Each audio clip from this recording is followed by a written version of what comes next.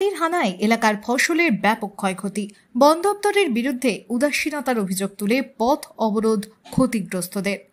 হাতির তাণ্ডবে দিনের পর দিন এলাকায় ক্ষতি হয়েছে বিঘের পর বিঘে ধান জমি। বারংবার বন দপ্তরকে জানিয়েও লাভ হয়নি। একদিকে হাতি তাড়ানোর যেমন কোনো ব্যবস্থা করেনি বন দপ্তর, তেমনি ক্ষতিগ্রস্তরা পাচ্ছেন না ক্ষতিপূরণ। প্রতিবাদে আজ বাঁকুড়ার বেলিয়াতোড় রেঞ্জের বড়কুড়া গ্রামে পথ অবরোধ করে বিক্ষোভে ফেটে পড়লেন এলাকাবাসী। চতুর্দিকের হাতি নিয়ে এসে আমাদের কাটাপেশা জঙ্গলে স্টে করে হতিয়ার রেখে দিয়েছে। বনেও রাখতে পারে হাতি বন দপ্তর, কিন্তু চাষির জমিনও তো বাপুতির পৈতৃক সম্পত্তি নয় যে চাষির জমির উপরে ক্ষতি করে রাখা। ওরা টাকা পয়সাও দেয় না যে জমিতে ধান চাষ করে হাতিকে খাওয়াতে হবে, এটা কোনো আমাদের বাধ্যতামূলক রেজিস্ট্রি করা নয়।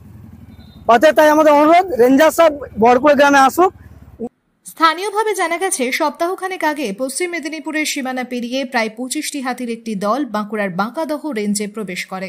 সেই দলটি দ্বারকেশ্বর নদ পেরিয়ে প্রথমে সোনামুখী ও পরে বড়জোড়া ব্লকে প্রবেশ করে। হাতির দলটি বেলিয়াতোড় হয়ে প্রথমে বড়জোড়ায় পৌঁছে গেলেও দলের 7-8টি হাতি ফের আচমকাই পুরনো পথে ফিরে যেতে শুরু করে। এই হাতির দলের তাণ্ডবের ফলে কার্যত 2 দফায় ধান চাষের ব্যাপক ক্ষয়ক্ষতি হয়। ক্ষতিগ্রস্তদের অভিযোগ, ক্ষয়ক্ষতি কমানোর জন্য হাতির গতিবিধি নিয়ন্ত্রণে কোনো ভূমিকাই নিচ্ছে না বন দপ্তর।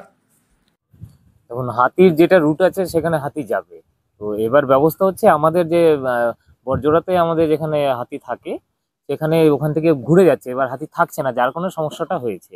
হাতি যদি ওখানে ঢুকে যেত তারপরে কিন্তু এই সমস্যাটা হতো না, যার কারণে এখন সমস্যাটা হচ্ছে।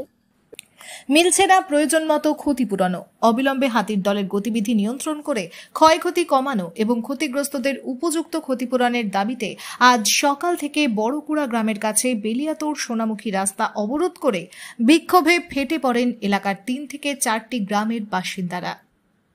দেখুন, ক্ষতিপূরণ এর আগের কথা আমি জানি না, আমি লাস্ট 6 মাস আমি এখানে আছি। 6 মাসে লাস্ট টাইম যখন এখানে এটা দিয়ে হাতি গেছে আমাদের কি যেন কদমা বান্দরকুন্দা হয়ে গেছে, আপনি খবর নিয়ে দেখবেন যে 6 মাসের কোনো পেন্ডিং নেই।